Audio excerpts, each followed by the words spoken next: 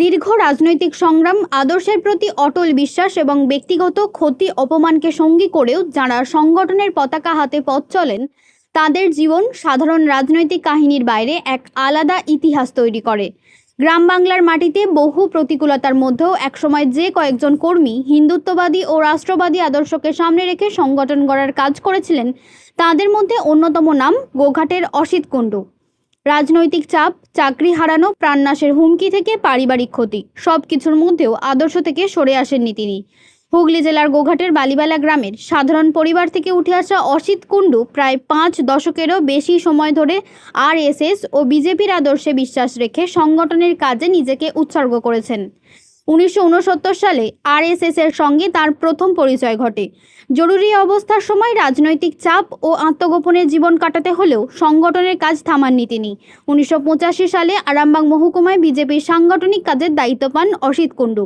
1990 সালে নিজের বাড়িতে রামশিলা পূজনের আয়োজনের পর থেকেই তার পরিবারের ওপর রাজনৈতিক চাপ বাড়তে থাকে বলে অভিযোগ।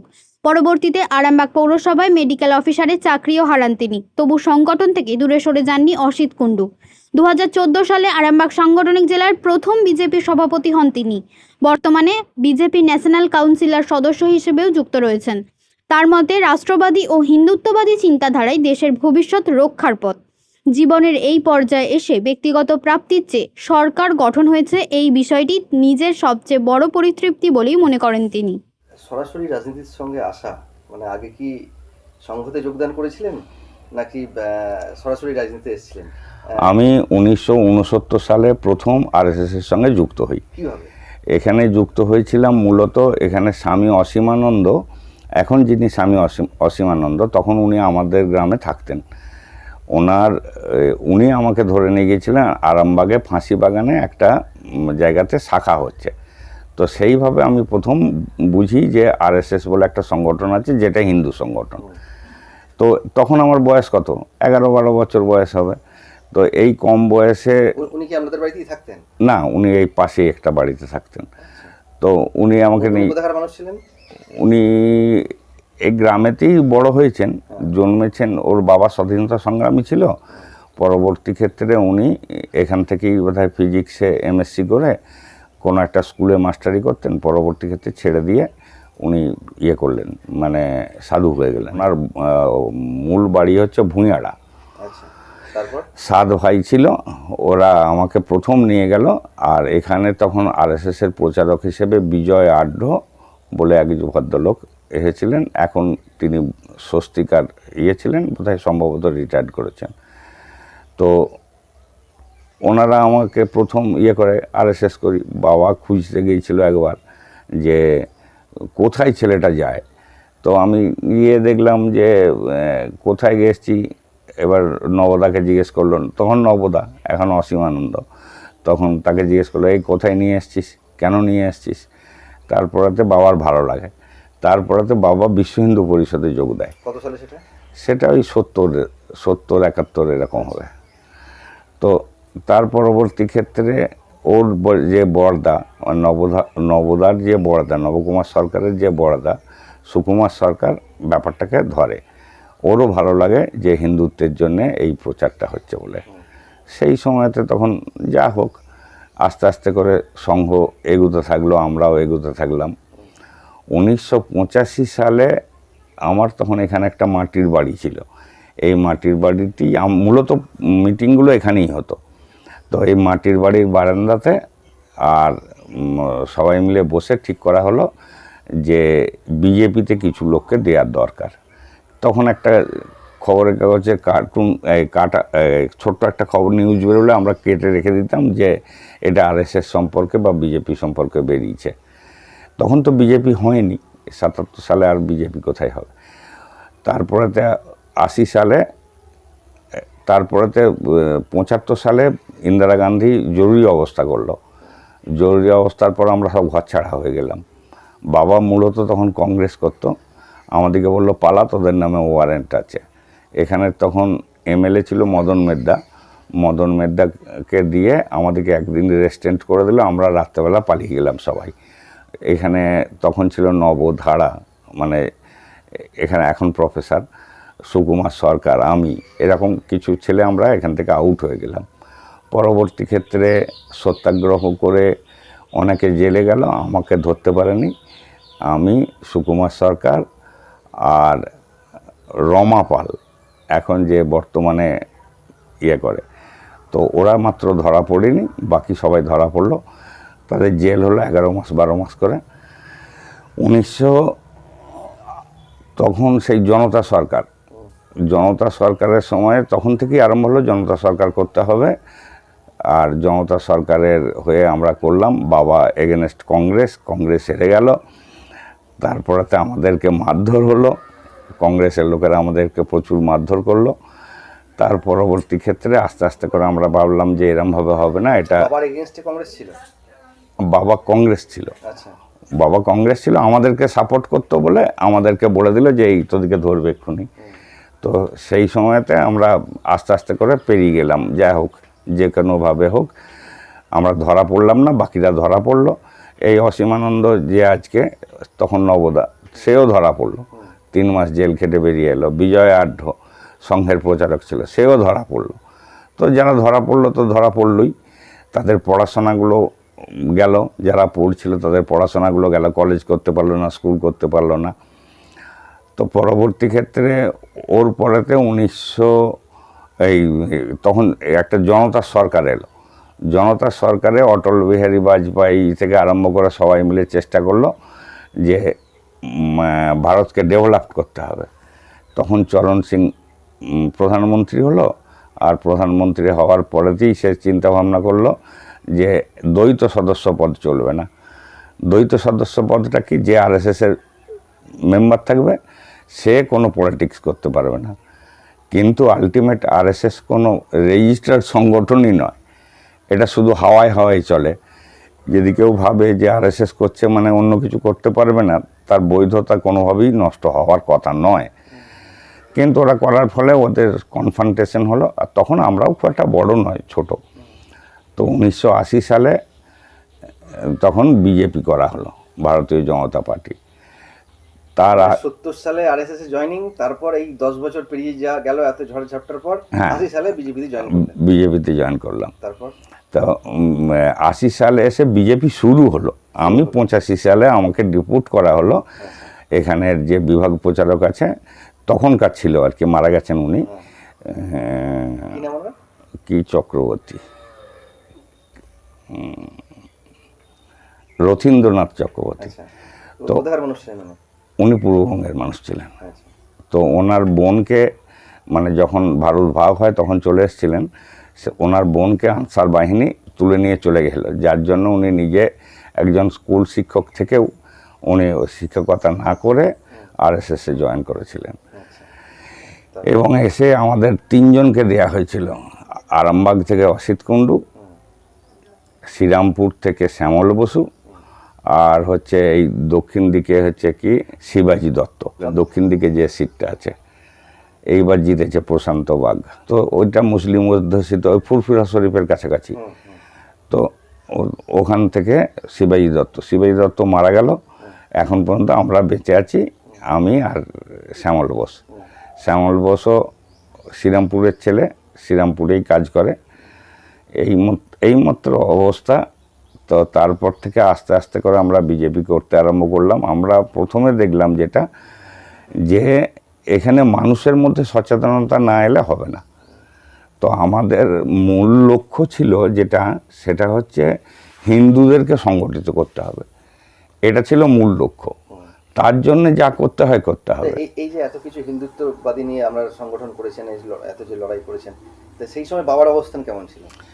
বাবা তো পুরোপুরি বিশ্ব হিন্দু পরিষদের সঙ্গে যুক্ত ছিল, পুরোপুরি বিশ্ব হিন্দু পরিষদের এখানকার দায়িত্ব নিয়ে কাজ করত। এখানে 1990 সালে যখন রামশিলা পূজন হয়, সেই সময়তে বালিবেলা এরিয়ার সংগঠন আমাদের ভালো ছিল, আমাদের মধ্যে হিন্দুত্বের বোধ আমরা জাগাতে পেরেছিলাম।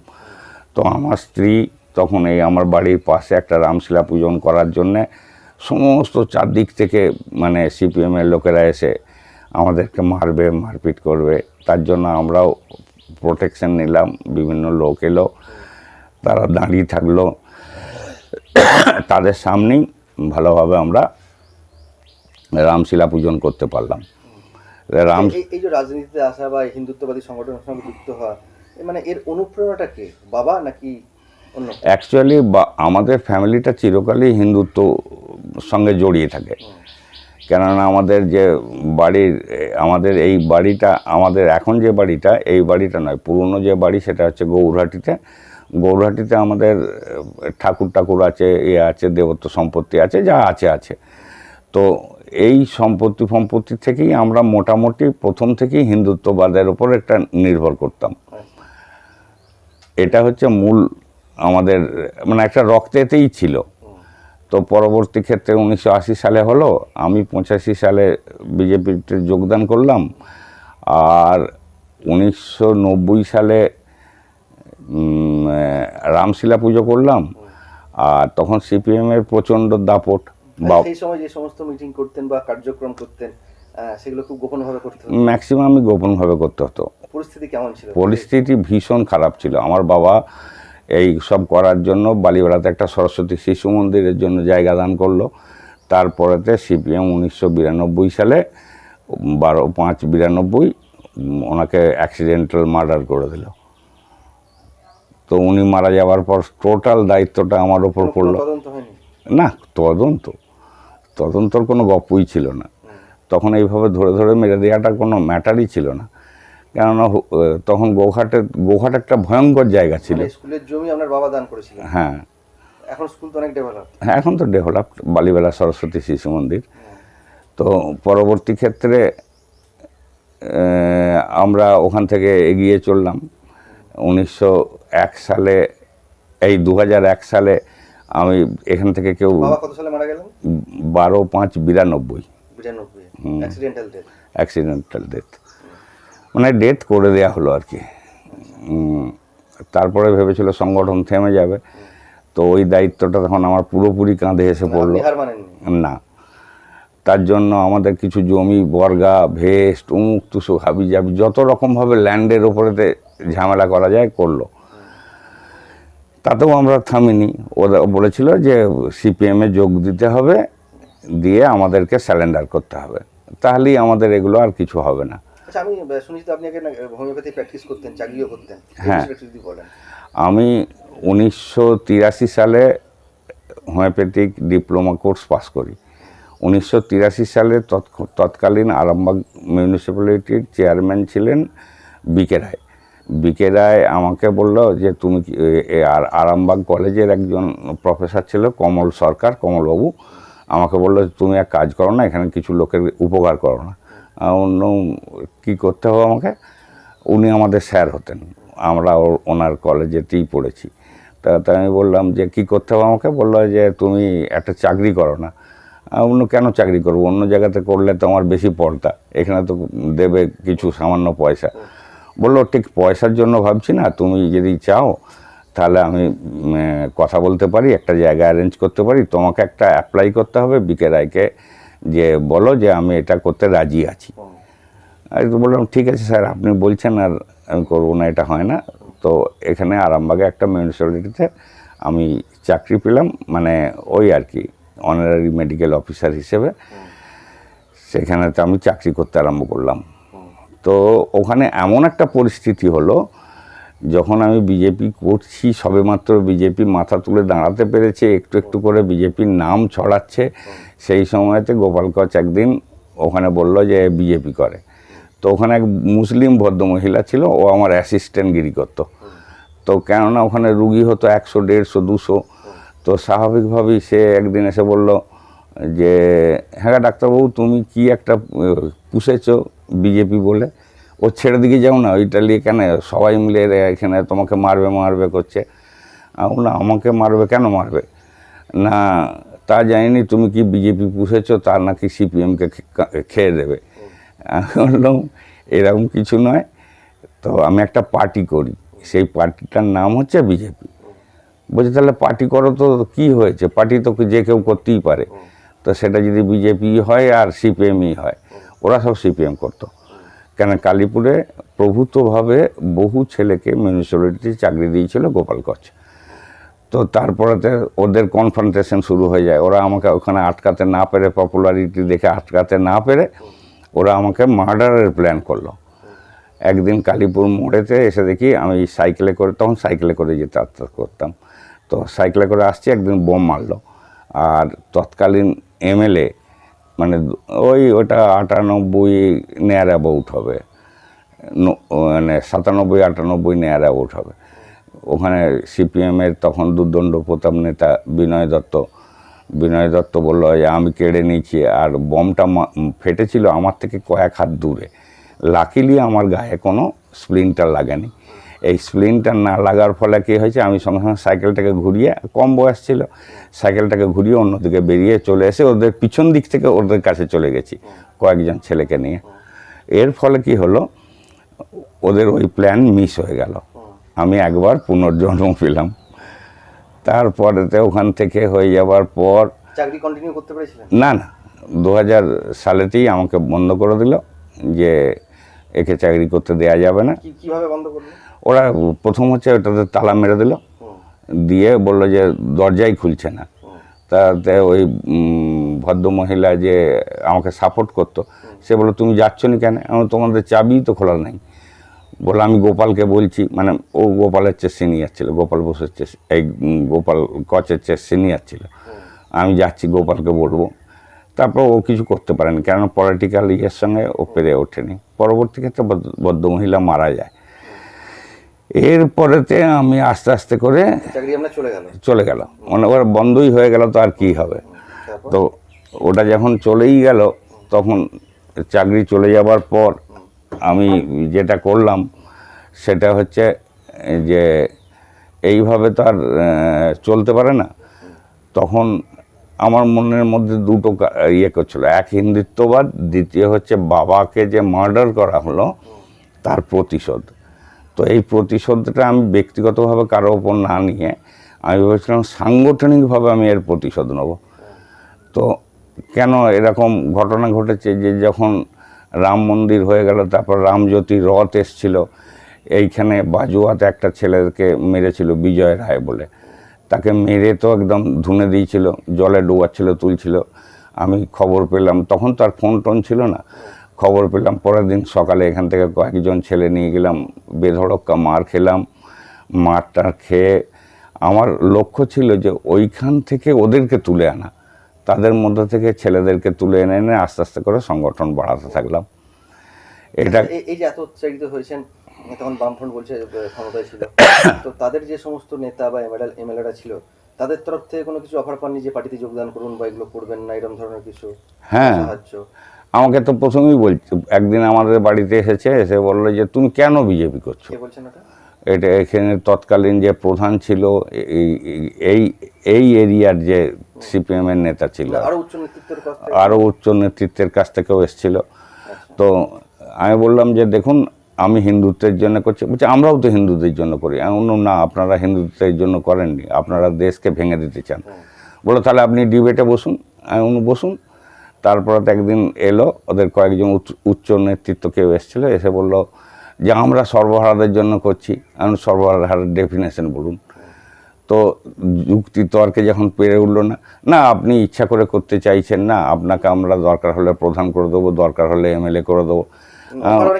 হ্যাঁ, আমি যাইনি, করিনি। আচ্ছা, একদম প্রথম থেকেই কোন কোন পদে ছিলেন এটা যদি একটু বলেন। আমি প্রথমে বিজেপির বুথেতেই কাজ করতাম। পরে আরামবাগে আমি যখন এসছিলাম তখন আমি দেখলাম যে আরামবাগে কাজ করতে এসে আরামবাগের লোকেরাই, বিজেপির লোকেরাই আমাকে মেরে তাড়াচ্ছে। তো আমি আরএসএসকে বললাম যে এরকম, এসবজিকে বললাম দূর, আমার দ্বারা বিজেপি করা হবে না, আমি পারবো না করতে। বলছে তোকে দেয়া হয়েছে, না পারলে তুই ফেল, তুই কি করে টিকে থাকবি তোকে ভাবতে হবে।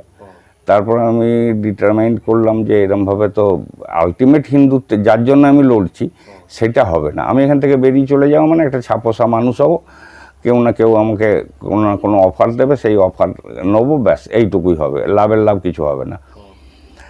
আমার চাকরি চলে গেল। 13টা জায়গায় আমি চেম্বার করেছিলাম। চেম্বারগুলো আমার ভালো চলতো। এখানের তৎকালীন ভরত ঘোষ বা এই টাইপের, মানে যারা জোনালের নেতৃত্ব, তারা যে আমার টেবিলে নিয়েছে। পা তুলে বসে থাকতো, তারপর তারা থ্রেট করছে, এই দেখে নেবো তোকে। আমি কি আমাকে দেখবে তুমি? তো চিকিৎসা নিতে যেত না, আপনাকে থ্রেট করতে যেত। থ্রেট করতে যেত। আচ্ছা। তো আচ্ছা, আমাদেরকে একটু কোন কোন পদে ছিলেন এই বিষয়ে একটু যদি বলেন।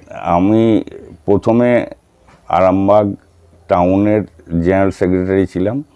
কত সালে ওটা?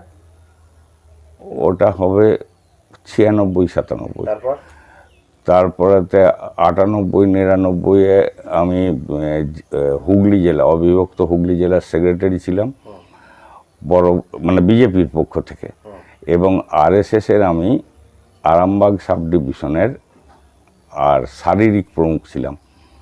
শারীরিক প্রমুখ মানে হচ্ছে আরএসএসের একটা পার্ট। শারীরিক প্রমুখ হয়, বৌদ্ধিক প্রমুখ হয়, অন্যান্য হয়। তারপর তারপরেতে আমি ওই হুগলি জেলা থেকে হয়ে এসে ওখানে ভেঙে গেল। ভেঙে যাওয়ার পর 2004-এর পর থেকে 2012 পর্যন্ত প্রায় কোনো কিছুই ছিল না। আবার নতুন করে সংগঠন তৈরি করতে হলো।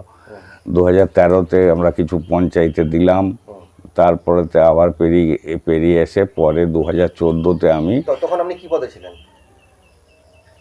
তখন তো জেলার সদস্য। আচ্ছা, জেলার সদস্য ছিলাম। তখন ওরা আলাদা করে কাজ করার মতো পরিস্থিতিও ছিল জেলা না। সদস্য কত বছর ছিলেন? জেলার সদস্য আমি প্রথম থেকেই ছিলাম। ওই 97 থেকে যে আরম্ভ হয়েছে, তার থেকে একদম মানে 2014 পর্যন্ত জেলার সদস্য আমি ছিলাম। তার 14 পর 14-তে আমি এসে আরামবাগ জেলা তৈরি করা হলো এবং তার প্রেসিডেন্ট হলাম। তারপর যে আরামবাগ জেলা তৈরি করার পর আরামবাগ জেলা থেকে চলে যাওয়ার পর আমি স্টেট কমিটি মেম্বার হলাম। স্টেট কমিটির মেম্বার, সেটা কত সালে? সেটা হয়েছে 2016 সালে। 16 পর 16-র পর আমি এখান থেকে ইয়ে করলাম, মানে ন্যাশনাল কাউন্সিল মেম্বার হলাম। 16 সাল থেকে? হ্যাঁ, মানে ন্যাশনাল কাউন্সিল মেম্বার কি এখন আপনি আছেন? এখনও আছি আমি। তখন থেকে এখনো পর্যন্ত সেই এখন পদে থেকে আছেন? হ্যাঁ। আচ্ছা, এই যে আপনি যে বলছেন ন্যাশনাল কাউন্সিলের মেম্বার আপনি আছেন, তো এখন আপনার মূল দায়িত্ব কি? দেখুন, ন্যাশনাল কাউন্সিল মেম্বার হচ্ছে একটা অনারারি পোস্ট। এখানে কাজের চেয়ে আমাদেরকে দিয়ে বেশি করানো হয় সেটা হচ্ছে আমরা বিভিন্ন জায়গায় যে প্রবলেম হয়, পরিচিতিটা তো অনেক বেশি থাকে। স্বাভাবিকভাবে এই প্রবলেমগুলো সলভ করার জন্য সাধারণভাবে মানে জেলা প্রেসিডেন্টরা বা মণ্ডল প্রেসিডেন্টরা যার যেখানে যা সমস্যা হয় সেই সমস্যাটা আর অনুধাবন করে তার সমাধান করাটাই এটা মূলত কাজ আমাদের। মানে একই সেই সংগঠন বিস্তারের উপরই কাজ? হ্যাঁ, সংগঠন বিস্তারের উপরই কাজ করি। আচ্ছা, এই বিজেপির এই যে রাষ্ট্রবাদ বা সাংস্কৃতিক জাতীয়তাবাদ, এটাকে আপনি কিভাবে ব্যাখ্যা করবেন? দেখুন, এই রাষ্ট্রবাদের বাইরে গোটা পৃথিবীর কল্যাণ হতে পারে না। আমরা যেটা ভেবেছিলাম প্রথম থেকে, ভুল কি ঠিক সেটা আমরা তখনও বুঝে উঠতে পারিনি, কারণ বয়স কম ছিল। পরবর্তী ক্ষেত্রে দেখেছি যে হিন্দুত্বের বাইরে যদি কেউ চলতে চায়, তার জীবনধারা বা জীবনশৈলী ঠিকঠাক চলে না। হয়তো কিছু রোজগার হয়, কিছু পয়সা থাকে, কিন্তু অ্যানাদার ম্যাটার। এই করে আমার বহু লস হয়েছে। আমার চেম্বার সব উঠে গেছে, আমার ছেলেপুলেদেরকে আমি ঠিক প্রপার জায়গায় নিয়ে যেতে পারিনি। যদিও তারা আজকে এস্টাবলিশ, তারা আজকে চাকরি করে, তারা যে যার সে তার মতো করে চলে, কিন্তু হিন্দুত্বের যে রেস, এই রেসটাকে না ধরে রাখতে পারলে আগামী প্রজন্ম শেষ হয়ে যাবে। এর জন্যই মূলত আমার চিন্তা ভাবনা যে হিন্দুত্বের এই রেসটাকে ধরে রাখতে হবে এবং পরবর্তী প্রজন্মের মধ্যে ছড়িয়ে দিতে হবে। আরএসএস এর সঙ্গে বিজেপির সম্পর্কটা আপনি কেমন ভাবে দেখেন? আরএসএসের সঙ্গে বিজেপির এমনি আলাদা করে কোনো সম্পর্ক নেই। আরএসএস থেকে কিছু কিছু লোককে বলা হয় তোরা বিজেপি করতে যাও। যেমন ধরুন দিলীপ ঘোষকে আরএসএস থেকে বলা হয়েছে যে তুমি ওখানে যে করো, তুমি নিজেই ওটা করতে পারবে। এবার তার সাকসেস বা ফল্ট সেটা তার নিজের ব্যাপার।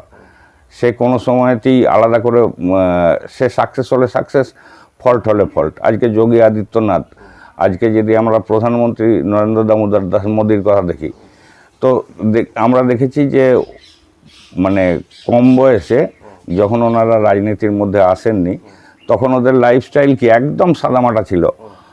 সেই নরম দেখে ইঁট দিয়ে মাথায় দিয়েও ঘুমাতে হয়েছে। তো এই রকম একটা কালচারের সঙ্গে আর নিজেদের জীবনশৈলী তৈরি করাটা এটা কাজ। তার সঙ্গে মানুষের সঙ্গে মিশতে গেলে অনেক সময়তে অনেক পরিবর্তন করতে হয়। আজ নরেন্দ্র মোদী পরিবর্তন করেছে। আজকে নরেন্দ্র মোদী প্রথম মানে সংসদে যেদিন ঢুকলো, প্রণাম করে ঢুকছে কেন না, হে ভারত মাতা, আমি তোমার সন্তান, আমি তোমাকে পৃথিবীর শ্রেষ্ঠ দেশ করব। আজ তো আমরা আস্তে আস্তে করে পৃথিবীর শ্রেষ্ঠ দেশের দিকে এগিয়ে যাচ্ছি। এইটা হচ্ছে চিন্তাভাবনা। আচ্ছা, নরেন্দ্র মোদী সরকারের সব থেকে বড় সাফল্য এখন পর্যন্ত কি বলে মনে করেন? আর্থিক ডেভেলপমেন্ট, বিশালভাবে আর্থিক ডেভেলপমেন্ট হয়েছে। গোটা ভারতবর্ষের অন্যান্য যে সমস্ত সরকার এসছে তারা ভারতবর্ষকে ঠকিয়েছে এবং ভারতবর্ষকে লুটে পুটে নিয়ে নিজের ব্যক্তিগত সম্পত্তি করেছে। আরে ভাই, ব্যক্তিগত সম্পত্তি থাকে না। আর নিরাপত্তার দিকটা, আর নিরাপত্তা, আভ্যন্তরীণ নিরাপত্তা, বাহ্যিক নিরাপত্তা যদি ঠিকঠাক না থাকতো আজকে অন্যান্য দেশ টুকরো টুকরো করে নিত। আজকে কমিউনিস্টদের এগেনস্টে আমরা কেন? কোথায় নেপাল আর কোথায় কেরল? নেপাল থেকে কেরল পর্যন্ত একটা করিডোর তৈরি করে ওখানে মাওবাদী তৈরি করেছে। কি না, ধরো গুলি করে মেরে দাও। এইটাতে আমরা বিশ্বাসী নয়, এটা আমি বিশ্বাসী ছিলামও না। ওরা কি করছে যে ভারতবর্ষকে টুকরো করতে, আর লাভ কি হবে? ভারতবর্ষের সমস্ত মুসলিম বোধহয় ভারত বিরোধী নয়, কারণ হচ্ছে হায়দ্রাবাদের নিজাম কোনোদিনই আর পরাধীন হয়নি ইংরেজদের কাছে, সেও তো ভারতের অন্তর্ভুক্ত। আচ্ছা, একটা বিষয় বলি, সেটা এই যে 70 সাল থেকে লড়াই করে গেলেন, 2026-এ পশ্চিমবঙ্গে বিজেপি সরকার গঠন করলো, এটা কতটা আনন্দের আপনার কাছে, এবং এটার জন্য আপনি নিজে থেকে কতটা খুশি, এটা যদি একটু বলেন। দেখুন, আমাদের লক্ষ্য ছিল ভারতবর্ষে হিন্দু রাষ্ট্র স্থাপন করা, আর সেই লক্ষ্যে আমি সাকসেস। আমি জীবন সায়ান্নে এসেও দেখতে পেয়েছি যে ভারতবর্ষে একই সঙ্গে বিজেপির অর্থাৎ হিন্দু রাষ্ট্রের দিকে এগোচ্ছে এবং পরবর্তী প্রজন্ম সুখে থাকবে। এইটুকুতেই আমি খুশি। আমার ব্যক্তিগতভাবে আমি কি লাভ করেছি, লোকসান করেছি, এটা অ্যানাদার ম্যাটার। এটা নিয়ে আমি আর ভাবিও না আর চাইও নি। সরকার করতে পারছেন, এটাতেই খুশি। এটাতেই খুশি আমি। আচ্ছা, এই তো কেন্দ্র এবং রাজ্য দু জায়গাতেই বিজেপি সরকার, তা ডবল ইঞ্জিনের সরকার, বাংলার জন্য এই সরকার গঠন হওয়াটা কত গুরুত্বপূর্ণ বলে মনে করেন? এইটা একদম খুব ক্লিয়ার কাট, স্পষ্ট। দেখুন, মমতা ব্যানার্জি একদিন সোমনাথ চট্টোপাধ্যায়কে হারিয়ে সোমনাথ চট্টোপাধ্যায় স্পিকার হতে তার মুখে কাগজ ছুঁড়ে মারছে যে কেন বাইরের দেশ থেকে লোকেরা আমাদের দেশে ঢুকবে। আজকে ওদের 34 বছর, এদের 15 বছর, 39 বছর। হ্যাঁ, 39 বছর। 39 বছরের মধ্যে একটা দেশের সঙ্গে বেড়া দেয়া গেল না। তার মানে কি, ওখান থেকে যত অত্যাচার হয়েছে, আপনার ইয়ের থেকে অত্যাচারের কথা বলি, যে ভোট পরবর্তী যে অত্যাচার হয়েছে সব বাংলাদেশ থেকে আসা লোকেরা তারা করে দিয়ে চলে গেছে। এখানে মুসলিমদের সঙ্গে আমাদের খুব একটা প্রবলেম ছিল না। আজ থেকে 25 বছর আগেও এমন কিছু প্রবলেম ছিল না, কিন্তু বাইরের থেকে এসে তারা কী করলো, টেররিস্ট অ্যাক্টিভিটিস করতে আরম্ভ করলো ভারতবর্ষের বিভিন্ন জায়গায় ঢুকে। আর এই টেররিস্ট অ্যাক্টিভিটিস করতে করতে করতে করতে আর ভারতবর্ষকে খণ্ডিত করতে আরম্ভ করলো। এই জায়গাটায় আমাদের বাধা ছিল। আচ্ছা, বিরোধী দলনেতা ছিলেন শুভেন্দু অধিকারী, এখন মুখ্যমন্ত্রী হয়েছেন, তা প্রথম দিন থেকেই যেভাবে কাজ শুরু করেছেন, কি বলবেন আপনি? ঠিকই তো আছে, এটাই তো আমাদের পরিকল্পনা ছিল। শুভেন্দু অধিকারীকে, এটাই আমাদের পরিকল্পনা ছিল। আমরা ভয় পাচ্ছিলাম শুভেন্দু অধিকারী আলটিমেট করবে কিনা। পরবর্তী ক্ষেত্রে আমাদের ঊর্ধ্বতন নেতৃত্ব বা সবাই মিলে ভেরিফিকেশন করে দেখা গেছে যে হ্যাঁ, উনি করবেন হিন্দুত্বের জন্য। তো তার জন্যই উনি বিরোধী দলনেতা, তার জন্যই উনি মুখ্যমন্ত্রী। আর যদি না করেন তাহলে বুঝতে হবে যে মমতা ব্যানার্জির মতো, মমতা ব্যানার্জি যখন পায়নি সততার প্রতীক ছিল, কিন্তু সেগুলো কি সত্যি সত্যি ছিল? মানে আগামী যে 5 বছর বাংলার রাজনীতিতে সব থেকে বড় কি কি পরিবর্তন হবে? আমূল পরিবর্তন হবে। প্রথম হচ্ছে বাংলায় শিল্প হবে, বাংলার মেয়েরা শান্তিতে ঘর থেকে বেরোতে পারবে, বাংলার মেয়েরা কাজের একটা স্পেস পাবে। আর বাংলার মেয়েদের মূল যেটা সমস্যা হয় সেটা হচ্ছে বাইরের রাজ্যে থাকা। নরেন্দ্র মোদীর সরকার বা বিজেপির সরকার এরা ভেবেছে যে মানুষের হাতে শুধুমাত্র খাবার দিয়ে দিলে চলে না, তাদের হাতে কিছু ক্যাশ দিতে হয়। আজকে দেখুন, লক্ষ্মীর ভাণ্ডারের পরিবর্তে আমরা অন্য প্রকল্প নিয়ে আসছি, বিভিন্ন জায়গায় বিভিন্ন নামে চলছে। এখানেও আমাদের অন্য নামে আসবে। তো যে নামেই আসুক না কেন, কিছু ক্যাশ দরকার। কাদের দরকার? সেই সব লোকগুলো যাদের আর্থিক অনটন আছে। কিন্তু এখানে কি করা হয়েছে, মমতা ব্যানার্জি ভোটের জন্য সবাইকে দিয়ে দিচ্ছে। এক স্কুল মাস্টারের স্ত্রী সেই দিনকে আমার কাছে এসছে, দাদা আমি একটা প্রবলেমে পড়েছি। কী প্রবলেম? না আমি লক্ষ্মীর ভাণ্ডার নিয়েছিলাম, এখন আমার পেনশনটা আটকে গেছে, আমার স্বামী মারা গেছে। আমি বললাম আপনাকে তো ফেরত দিতে হবে, আপনি তো দুটো যে দিক থেকে এনজয় করতে পারবেন না। আবার তাকে বললাম আপনি বিডিওর কাছে যান, আপনি কত টাকা নিয়েছেন তার হিসেব কষুন, তার উইথ ইন্টারেস্ট ফেরত দিন, তবে আপনার পেনশন চালু হবে। তো ঘটনা কি হচ্ছে, কাদের নেওয়া উচিত কাদের নেওয়া উচিত নেই এই বিষয়টাও কিন্তু সাধারণ মানুষ জানে না। সাধারণ মানুষ এটা পরিষ্কার হওয়া দরকার। এটা পরিষ্কার হওয়া দরকার। যেভাবে আপনি বললেন আমরা রাজনীতি শুরু 70 সাল থেকে, তখন থেকে যেভাবে অত্যাচারিত হয়েছেন এবং শুভেন্দু অধিকারী মুখ্যমন্ত্রী হয়ে যে দুর্নীতির বিরুদ্ধে, কোনো রকম বা সন্ত্রাসের বিরুদ্ধে, কোনো রকম অত্যাচারের বিরুদ্ধে যে জিরো টলারেন্স নীতি নিয়ে আগাচ্ছেন, এটাতে আপনি কতটা খুশি? আরে এটাই তো করতে হবে, এটা করার জন্যই তো শুভেন্দু অধিকারীকে ডাকা হয়েছে। কেন? শুভেন্দু অধিকারী অভিজ্ঞ ছিল, ও তৃণমূলের মধ্যে বহুদিন থেকেছে, ও করাপশনটা দেখেছে। এই বিজেপি কোনোদিন ক্ষমতায় আসেনি, অতএব মানে স্টেট লেভেলে কি করাপশন হয় এটা সব ধরতে পারা কোনো মানে অন্য কারো পক্ষে সম্ভব ছিল কিনা দেখতে হবে। কিন্তু শুভেন্দুর পক্ষে ছিল, এটা আমরা আন্দাজ করেছিলাম। যখন ভোটাভুটি হয়েছে তখন আমরা শুভেন্দু অধিকারীকে সাপোর্ট দিয়েছি তো, যে ওর পক্ষে সম্ভব। কিন্তু ও যদি ডাইভার্টেড না হয়, তো ডাইভার্টেড হবে কি হবে না এটা কিন্তু আপনাদেরকে মানে ইয়ে করতে হবে, ইনশিওর করতে হবে। বলল আমরা কিভাবে ইনশিওর করবো? আমি বললাম আপনারা ওকে কাউন্সিলিং করুন, আপনাদের উচ্চ নেতৃত্ব। হ্যাঁ আপনারা কাউন্সিলিং করুন।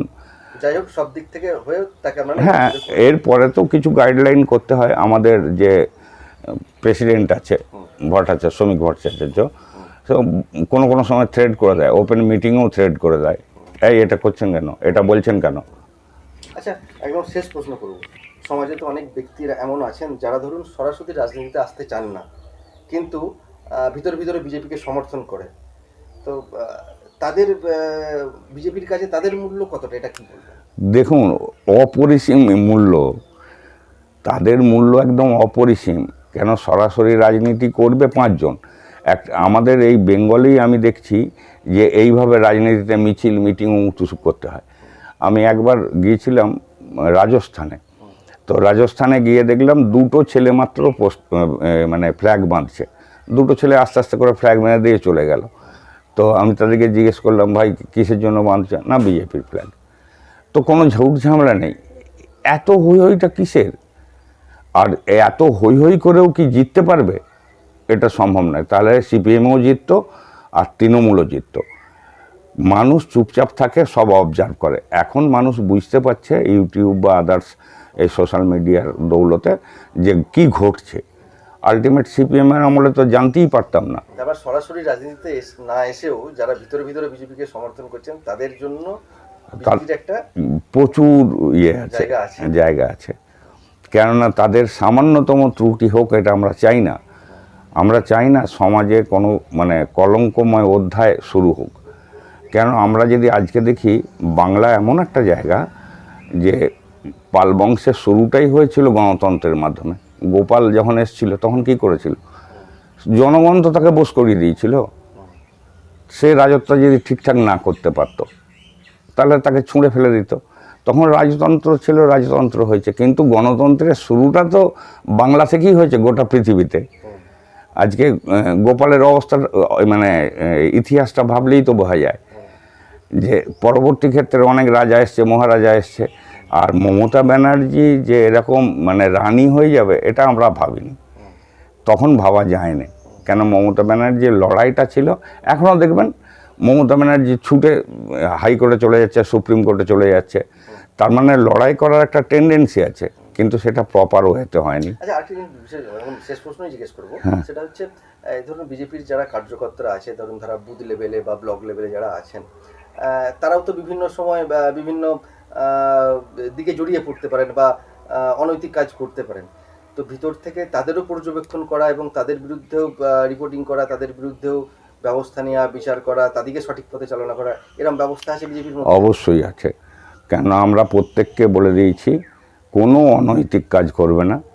যদি কেউ অনৈতিক কাজ করে তার নাম লিস্ট করে আমাদের কাছে জমা করো, আমরা সেটা বিচার বিবেচনা করে দেখব সে অনৈতিক কাজ করছে না তুমি রাগবশত তুমি ওর নামে বলছো, এটা আমরা দেখব।